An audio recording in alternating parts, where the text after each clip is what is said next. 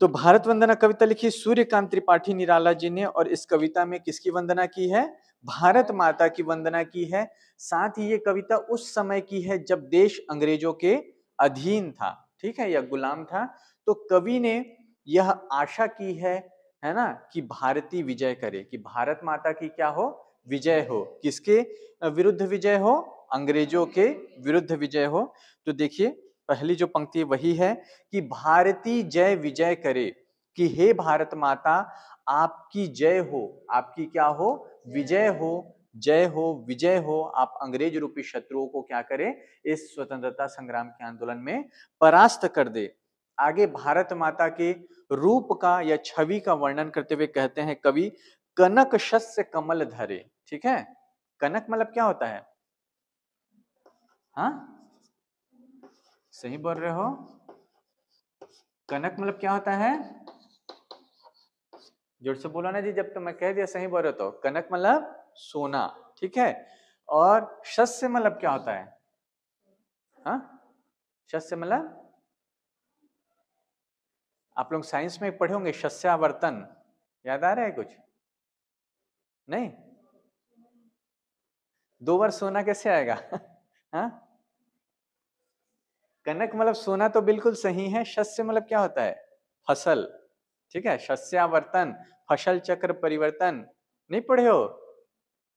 नहीं पढ़े हो? साइंस में नहीं पढ़े हो? 12वीं तक नहीं पढ़े हो? कैसे नहीं पढ़े होगे यार? अच्छा, बार बार एक ही फसल को लगाने से खेतों में क्या होता है? अच्छी पैदावार नहीं होती। क्यों नहीं होती? हम्म,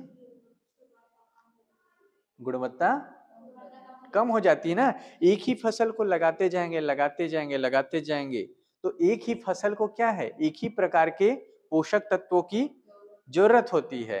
तो साल दर साल हम एक ही फसल को लगाते चलते हैं, तो मिट्टी में उस विशेष पोषक तत्व की क्या हो जाती है? कमी हो जाती है। आज 10 बोरी धान हुआ है, अगले साल 9 होगा, फिर 8 होगा, फिर 20 साल बाद वही 5 बोरी धान से ज्यादा नहीं होगा उतनी ही जमीन में, क्योंकि आपने निरंतर क्या किया है? उसी फसल को लगाया है, तो उस पोषक तत्वों की कमी। इसलिए यह सलाह देते हैं कि शस्यावर्तन करना चाहिए, फसलों को बदल बदल कर लगाना चाहिए, जिससे क्या है, वो उस पोषक तत्व का आपूर्ति बीच बीच में हो सके। समझ में आ रहा है? तो फिर से लौटते हैं, कनक मतलब होता है सोना, और शस्य मतलब क्या होता है? फसल। छत्तीसगढ़ महतारी का फोटो देखे हो? हाथ में क्या पकड़ी रहती है? धान की बालियां है ना। तो वही तो है कनक शस्य। मेरे देश की धरती सोना उगले, उगले हीरे मोती कहते हैं ना। तो सोना उगले से क्या आशा है? हाँ, सोना उगले, देश की धरती सोना उगले, इसमें सोना उगलना मतलब क्या है? फसल ना। धान की फसल का रंग क्या होता है? सोने के जैसा होता है ना, पीला। तो इसलिए धान की बालियों को सोने की बालियां कहते हैं, सोने की फसल कहते हैं, क्योंकि जैसे सोना मूल्यवान रहता है, ऐसे ही धान मूल्यवान है कि नहीं हमारे देश में? धान को हटा दीजिए खेतों से, सब भूखे मर जाएंगे ना। इसलिए धान की फसल को अक्सर कवि क्या कहते हैं? कनक शस्य, सोने की फसल। चाहे वो मेरे देश की धरती सोना उगले कहे या कनक शस्य कहे। तो छत्तीसगढ़ महतारी का वह चित्र याद कीजिए, वही चित्र यहाँ भारत माता का खींच रहे हैं, कि भारत माता ने हाथों में क्या पकड़ा हुआ है? कनक शस्य कमल धरे। कनक शस्य मतलब सोने की फसल को धारण किए हुए हैं, और कमल को भी धारण किए। मतलब भारत माता के एक हाथ में कमल का पुष्प है, और दूसरे हाथों में क्या है? धान की फसल है ना। एक हमारा राष्ट्रीय पुष्प है, और धान की फसल क्या है? हमारे किसानों की पैदावार है, या वह हम सबके लिए क्या है? अन्नपूर्णा, जो हम सबको भोजन देता है। ठीक है। तो भारत माता के उस चित्र का वर्णन, और यहाँ पर एक, हालांकि आप लोगों के काम का नहीं है, आप लोग बीएससी वाले हो, पर फिर भी आप लोगों को बता दे रहा हूं कि कनक शस्य में रूपक अलंकार है ना। शस्य मतलब होता है फसल, कनक मतलब होता है क्या? सोना। तो यहाँ धान को सीधे सीधे कवि ने क्या कह दिया है? सोने की फसल कह दिया है। तो जब किसी पे किसी रूप का आरोप कर दो, ठीक है, जैसे कि किसी को अपनी प्रेमिका बहुत सुंदर लगती है, उसने कहा कि वो आई है उसकी प्रेमिका, और एक गाना ना, मेरा चांद मुझे आया है नजर, ए रात जरा थम थम के गुजर। तो यहाँ चांद किसको कह रहे हैं? श्रुति ने गाना नहीं सुना है, लग रहा है ना, नहीं सुना है। तो सांवरिया का वो गाना सुना है, देखो चांद आया चांद नजर आया? नहीं सुने? हाँ, गाने वाने नहीं सुनते हो यार तुम लोग, किसी फनी सिंह बादशाह वाले हो? हैं? अभी अरिजीत सिंह का जमाना चल रहा है ना। ठीक है। तो अक्सर क्या है, साहित्य में अपनी प्रेमिका को चांद कहने की परंपरा है। तो जब आप कहेंगे कि प्रेमिका को ही सीधा चांद कह देंगे, तो आपने उसको और चांद में कोई अंतर माना है क्या? नहीं माना है। तो जब सीधे रूप का आरोप होगा तो रूपक अलंकार होता है। जैसे यहाँ फसल को धान की फसल ना कहकर सोने की फसल कह दिया, सोने के रूप का क्या हो गया? आरोप हो गया। ठीक है। तो कनक शस्य कमल धरे, भारत माता की विजय हो जय हो। वह भारत माता जो एक हाथ में कमल धारण किए हुए हैं और दूसरे हाथ में क्या धारण किए हुए हैं? सोने की फसल अर्थात धान की बालियां धारण की हुई। यदि व्याख्या आ जाए तो आप लोग विशेष में लिखना कि इन पंक्तियों में कवि निराला ने धान की फसल को सोने की फसल कहा है, क्योंकि सोने के समान भारत में मूल्यवान है। क्लियर है? अब आगे देखते हैं, थोड़ा सा आप लोगों का ज्योग्राफी का नॉलेज चेक करेंगे। भारत का जो नक्शा है याद है आप लोगों को? ध्यान है या नहीं? है ना? तो भारत के ठीक नीचे क्या है? श्रीलंका है ना? वही उसी का वर्णन कवि कह रहे हैं कि लंका पदतल शतदल, पैरों के नीचे पदतल क्या है? लंका है ना? लंका श्रीलंका एक ही बात है ना? यहाँ कवि ने लंका कहा है कि लंका पदतल, भारत माता के चरणों के नीचे। भारत को एक देश के रूप में नहीं, भारत को एक माता के रूप में वर्णन किए गए हैं। इसलिए जो भारत का निचला हिस्सा है उसको क्या कह रहे हैं? भारत माता के चरण कह रहे हैं। और कह रहे हैं कि भारत माता के चरणों के ठीक नीचे शतदल, जो शतदल शस्त्रों पंखुड़ी वाला कमल है, वह कौन है? श्रीलंका है। मतलब भारत का मैप यदि आप लोगों को ध्यान होगा तो ये ऐसा भारत का निचला हिस्सा है और यहाँ पर लगभग श्रीलंका है ना? तो इस श्रीलंका को भारत कवि कह रहे हैं कि ये श्रीलंका नहीं होकर बल्कि क्या है? शतदल, मतलब सैकड़ों कमल की पंखुड़ी वाला कमल है। ठीक है। तो यहाँ श्रीलंका को कवि क्या कह रहे हैं? शतदल कमल कह रहे हैं। समझ में आया? ठीक। तो भारत माता के चरणों के नीचे लंका पदतल शतदल, चरणों के ठीक नीचे शतदल सैकड़ों पंखुड़ी वाला कमल है, वह क्या है? श्रीलंका है। कल पिछली क्लास में मैंने कहा, कल तो क्लास नहीं, कि कवि के बोलने का तरीका अलग होता है। सुबह हो गई मामू नहीं कहकर क्या कहते हैं?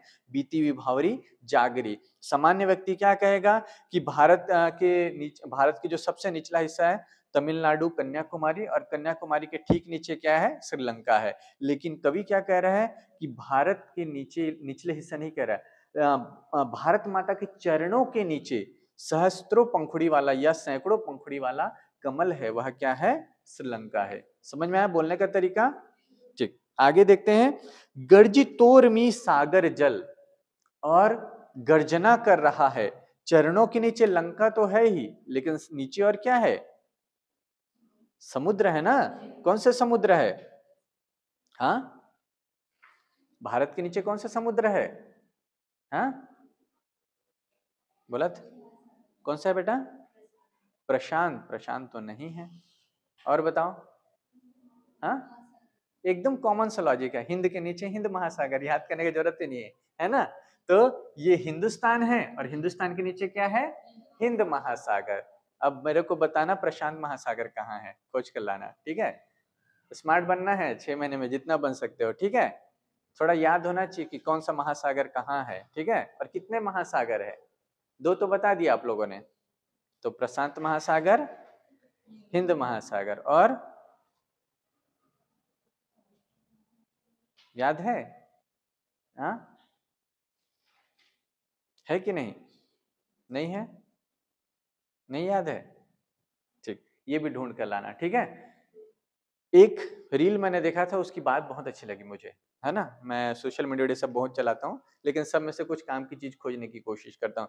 उसमें कहा था कि आप जब किसी को बताएं कि मैं इस क्लास में पढ़ता हूँ या पढ़ती हूँ, तो आपका नॉलेज उतना होना चाहिए। जैसे आप कह रहे हैं कि आप बीएससी सेकेंड सेमेस्टर में पहुंच गए हैं, और जो बातें मैं कह रहा हूँ वो 6वीं 7वीं के भूगोल की है, ज्योग्राफी की, है ना? तो आप बीएससी 12वीं पास करके आ चुके हैं और आपको 6वीं 7वीं की बात याद नहीं है, और अभी जो बच्चा 6वीं में पढ़ रहा होगा उसको याद होगा ना? नहीं होगा? होगा ना? तो आपका नॉलेज इससे ज्यादा दिखना चाहिए ना? तो पढ़ने का मतलब ये नहीं कि पिछला भूलते जाओ, पढ़ने का मतलब है जोड़ते जाओ। जैसे गिनती होता है ना, 1 2 3 4, एक में एक जोड़ेंगे तो कितना होगा? 2, 2 में फिर एक जोड़ेंगे तो कितना होगा? 3 में फिर एक जोड़ेंगे तो कितना होगा? ऐसी तो आपका एजुकेशन है ना, पहली, दूसरी, तीसरी, चौथी। तो आप जब बढ़ते जा रहे हैं तो आपका ज्ञान भी बढ़ते जाना चाहिए, पिछला भूलना नहीं है, घटना नहीं है। ठीक है, तो वापस आते हैं। भारत माता के चरणों के नीचे सैकड़ों पंखुड़ी वाला कमल है जो कि श्रीलंका है, और ठीक नीचे सागर है। कौन सा सागर है? हिंद महासागर। और इधर कौन सा सागर है? चरणों के नीचे तो ठीक है हिंद महासागर, इधर कौन सा सागर है? हाँ, अरब सागर। और इधर क्या है? पश्चिम बंगाल है। तो बंगाल के नीचे क्या है? बंगाल की खाड़ी। पढ़े हो ना? ठीक है, सब ध्यान रखना। ठीक है, तो फिर से लौटते हैं टॉपिक पे। लंका पदतल शतदल, भारत माता के चरणों के ठीक नीचे लंका है जो सैकड़ों पंखुड़ी वाले कमल के समान है, और गर्जित तोरमी सागर की लहरें गर्जना करके, सागर किनारे जाएंगे आप सब, पूरी तो गए ही होंगे है ना, तो लहरें क्या होती, गर्जना करती हैं, और वो सागर जल क्या करता है? धोता सूची चरण युगल। भारत माता की चरणों के नीचे जो सागर है वो गर्जना करके मानो भारत माता की गुणगान करते हुए, आरती करते हुए, भारत माता की सूची अर्थात पवित्र। ठीक है, भारत माता के ठीक नीचे क्या है? सागर है, और वह सागर क्या करता है? धोता सूची चरण युगल, भारत माता की जो दो चरण हैं, चरणों के जोड़े हैं, उसको धोता है, पवित्र चरण को धोकर क्या करता है? और पवित्र करता है या साफ करता है। ठीक है, जैसे घर में कोई बड़े आते हैं, पुराने संस्कार हम लोग के थे, उसके अनुसार क्या करते थे? चरणों को धोते थे। ऐसे ही सागर की जो लहरें हैं, गर्जित उर्मी, उर्मी मतलब क्या होता है? लहर। तो ये जो सागर की लहरें हैं गर्जना करते हुए भारत माता के चरण युगल को धोता है, और स्तव कर बहुअर्थ भरे, और ये धोते हुए गर्जना करते हुए ऐसा लगता है मानो भारत माता की बहुत सारी प्रशंसा कर रहा है, भिन्न भिन्न स्वरों में भारत माता की गुणगान कर रहा है। स्तव कर, स्तव मतलब होता है प्रशंसा, है ना। बहु अर्थ भरे मतलब भिन्न भिन्न प्रकार के अर्थ उससे व्यक्त होते हैं, सागर की जो आवाज है, लहर है। और फिर यही देखिए कि कवि के बोलने का तरीका, सामान्य व्यक्ति कहेगा कि भारत के दक्षिण हिस्से में हिंद महासागर है, लेकिन कवि क्या कह रहे हैं? हिंद महासागर नहीं है, बल्कि वो सागर की लहरें हैं जो भारत माता के चरणों को धो रही है, और भारत माता की क्या कर रही है? वंदना कर रही है, उसकी प्रशंसा कर रही है। आगे फिर भारत माता की रूप का वर्णन करते हुए कवि कहते हैं, तरु तृण वन लता वसन। भारत माता के वस्त्र क्या है? अब देखिए, तरु, तरु मतलब वृक्ष, तृण मतलब घास, ठीक है, वन, लता, वसन, वसन मतलब क्या होता है? हा? वसन, वसन, वसन का अर्थ क्या होता है? पता है किसी को? हाँ या ना? बोलो बेटा, क्या बोल रहे हो? कुछ बोल रहे हो ना? तो गलत होगा तो भी बोलो, बोलो क्या होता है? आपके मन में जो आ रहा है वो बोलिए। वस्त्र, किसने कहा? हाँ, वेरी गुड, यही अर्थ होता है ना। तो भारत माता के वस्त्र क्या है? तरु, तृण, लता, वन, वसन, की जो पेड़ है, पौधे हैं, घास है, जंगल है, लताएं हैं, ये सब क्या है? ये जो प्रकृति है वो भारत माता के वस्त्र है ना। कल्पना सुंदर है कि नहीं? अच्छी लग रही है? भारत माता के एक नया स्वरूप कि भारत माता की जितने जंगल है, लता है, वन है, वो सब क्या है? जंगल नहीं होकर भारत माता के वस्त्र है। मतलब भारत माता ने कौन सा वस्त्र पहना हुआ है? हरे रंग का। छत्तीसगढ़ी महतारी कौन सा वस्त्र पहनती है? गाना सुनते हैं ना, लुगरा हरियर है रंग, है ना, राज्य गीत में आता है ना, हमारे राजगीत में, है ना, सुनहा धान की अंग, लुगरा हरियर है अंग। ये सब क्यों, हरा ही क्यों भारत माता या छत्तीसगढ़ी महतारी का वस्त्र? क्योंकि ये प्रतीक है कि छत्तीसगढ़ कैसा प्रदेश है? हरा भरा प्रदेश है, वन बहुल प्रदेश है, इसलिए हमारी माता का वस्त्र कैसा है? हरा है। भारत माता के वस्त्र कौन है? तरु, तृण, लता, वन, वसन, ये सब क्या है? भारत माता के वस्त्र हैं। ठीक है, अंचल में खचित सुमन, और भारत माता के आंचल किससे भरे हुए हैं? सुमन से। सुमन मतलब फूलों से भरे हुए। मतलब भारत एक ऐसा देश है जहां पेड़ पौधे लताओं की भरमार है, जहां विभिन्न प्रकार के फूल पाए जाते हैं। मतलब भारत माता का सौंदर्य अनुपम है, उसके वस्त्र हरे भरे वृक्ष हैं, उसकी आंचल में फूल है ना। गंगा ज्योतिर्जल कण धवल धार हार गले। और गंगा का जो जल है, ज्योति मतलब क्या होता है? ज्योति मतलब क्या होता है? हाँ, ज्योति मतलब क्या होता है जी? हाँ सही तो बोल रहे हो, ज्यादा प्रकाश शिव प्रकाश, ठीक है, उजियाला, ओके ठीक है। ज्योति मतलब क्या होता है? प्रकाश। एक वो श्लोक है ना जो आप लोग कॉलेज में एंट्री करते हैं वैसे ही, तमसो माँ ज्योतिर्गमया, इसका मतलब क्या है? हम्म, क्या है तमसो माँ ज्योतिर्गमया? स्कूल में प्रार्थना भी करते होगे ना, क्या है पूरी प्रार्थना? नहीं पता? पता है? बोलो।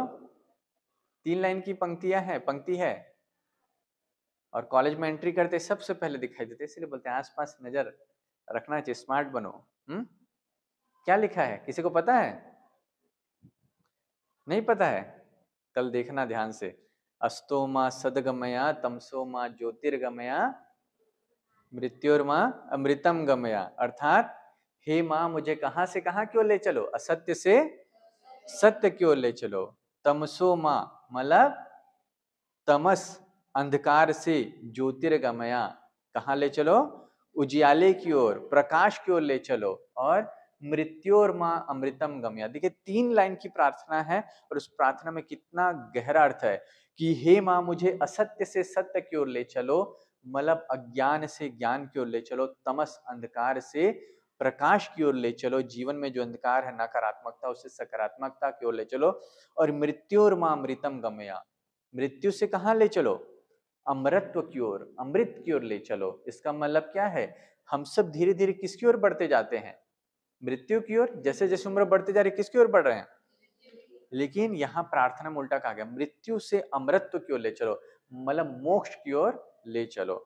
तो आप लोग थोड़ा सा नजर रखा करो, आपके कॉलेज में एंट्री करते ही 3 ऐसी पट्टियां लगी होगी ब्लू कलर की, है ना, उसमें लिखा हुआ है बड़े बड़े अक्षरों में, उसको मैंने ही लगवाया है, ठीक है। ज्यादातर जो पोस्टर लगे हैं, जो सुविचार लगे हुए हैं, उनको बहुत मेहनत से छांट छांट के लगवाया है मैंने, है ना, क्योंकि मुझे और ऐसा लगता है कि जो शिक्षण संस्थान है, मैं कहीं भी जाता हूँ, किसी भी स्कूल कॉलेज में किसी क्लासरूम में बैठता हूँ, तो ऐसा ऐसा देखता हूँ कि क्या कोटेशन लगे हुए हैं, किसकी फोटो लगी हुई है, वो सब आप लोगों को ऑब्जर्व करना है, तभी तो मतलब है ना। उसको मैं अपने लिए लगवाया हूँ क्या? आप लोग को देखना है, सीखना है, और उसको ऑब्जर्व करना है ना, और एब्जॉर्ब करना है। एब्जॉर्ब करना मतलब क्या होता है, साइंस वाले हो ना, एब्जॉर्प्शन पढ़े होगे ना, मतलब क्या होता है? हम्म, बोलो, सही बोल रहे हो।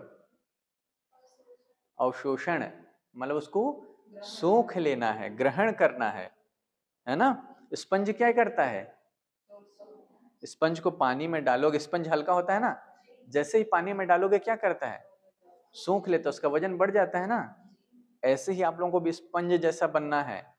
जब क्लासरूम में आओ तो हल्के आओ, सब कुछ फ्री दिमाग से, लेकिन जब क्लास में टीचर बताए तो जैसे स्पंज को पानी में डालते हैं वो सोख लेता है, ऐसे आप लोग ज्ञान को सोखिए, तब तो भारी होगे ना।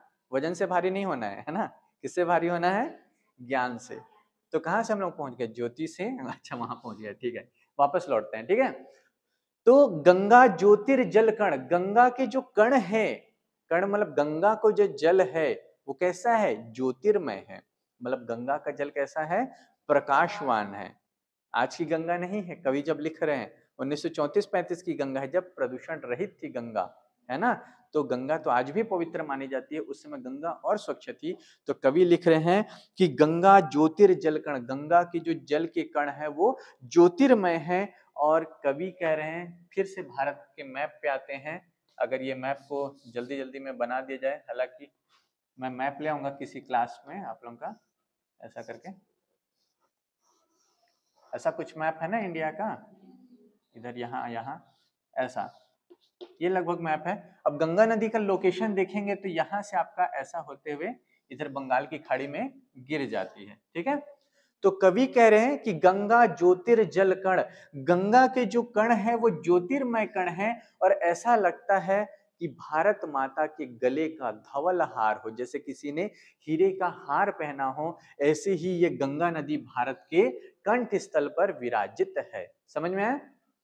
समझ में आ रहा है? बोलने की तरीका, शैली समझ में आ रहा है कि कवि सामान्य व्यक्ति क्यों नहीं होता। जिस चीज को कोई कहते हैं कि गंगा नदी हिमाद्री से निकलती है और फिर बंगाल की खाड़ी में गिर जाती है ना, उसका जो भी लोकेशन एग्जैक्ट मुझे भी याद नहीं है, तो वहां से निकलकर, लेकिन कवि क्या कह रहा है कि गंगा नदी के ज्योतिर्कण ऐसा लग रहा है मानो भारत माता के गले का क्या हो, हार हो। ठीक है, तो वही कह रहे हैं धवल हार, धवल धार हार गले। जो धवल श्वेत कलर की धारा है, दुग्ध के समान गंगा नदी का जल है, वह भारत माता के गले का क्या है, हार है। क्लियर है? समझ में आया सबको? अब देखिए 4-6 लाइन की इतनी ही कविता है, इसको मैं एक्सप्लेन कर रहा हूं ना देर तक, ऐसे ही एक्सप्लेन करना है। साइंस वाले बच्चे बोलते हैं सर हमने लिख दिया, नंबर क्यों नहीं मिला? क्योंकि अजय माला में इतना सा लिखा होगा, है ना, आप उतना ही पढ़ेंगे, उतना ही लिखेंगे और फिर सोचेंगे कि 6 नंबर 8 नंबर की व्याख्या में आपको मिल जाए, 6 पंक्ति लिख के सोचेंगे, क्योंकि साइंस में ऐसे ही होता है, जितना पूछा उतना लिख दिए, पूरे नंबर मिलते हैं। लेकिन आर्ट्स में ऐसा नहीं होता है, तो आपको सीखना है, एक्सटेंड करना। एक पार्ट हम लोग पढ़ेंगे पल्लवन की, बातों को कैसे विस्तार दिया जाता है, तो व्याख्या जब पूछी जाएगी तो इस तरह से आपको विस्तार पूर्वक बताना है। बहुत क्रिएटिव हो तो भारत माता का मैप बना दो, नीचे श्रीलंका बना दो, गंगा नदी बना दो और बोलो गंगा को धवलहार कहा है, श्रीलंका को शतदल कमल कहा है, नीचे हिंद महासागर बना दो। पहले पेज में मत बनाना, लगेगा बच्चे कितने टैलेंटेड है, उसको ज्योग्राफी भी आती है, मैप बनाना भी आता है, उसको पता है कि श्रीलंका का लोकेशन कहाँ है, गंगा नदी कहाँ से निकलती है। समझ में आया? चलिए फिर से लौटते हैं। तो भारत माता के सौंदर्य का वर्णन करते हुए कवि कहते हैं कि तरु तृण वन लता लता वसन, ये सब जो है भारत माता के वस्त्र है, आंचल में सुमन फूलों से भरा हुआ आंचल है, गंगा का जो ज्योतिर्जल है वो भारत माता के गले का क्या है, हार है। आगे अब मुकुट के बारे वर्णन कर रहे हैं, तो मुकुट यहाँ पर भारत का जो मुकुट है, यहाँ पे कौन सी पर्वत श्रृंखला है? हाँ सही बोल रहे हो, जोर से बोलो। हिमालय।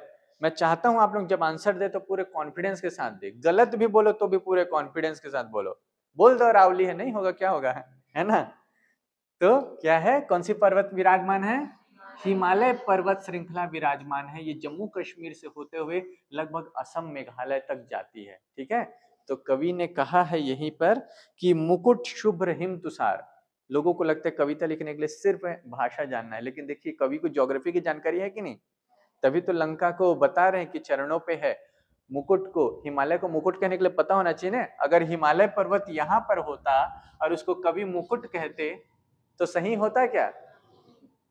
इसलिए कहते हैं कटी विंध्याचल, कमर में कौन है? विंध्याचल है, क्योंकि यहाँ पर विंध्य पर्वत श्रृंखला है।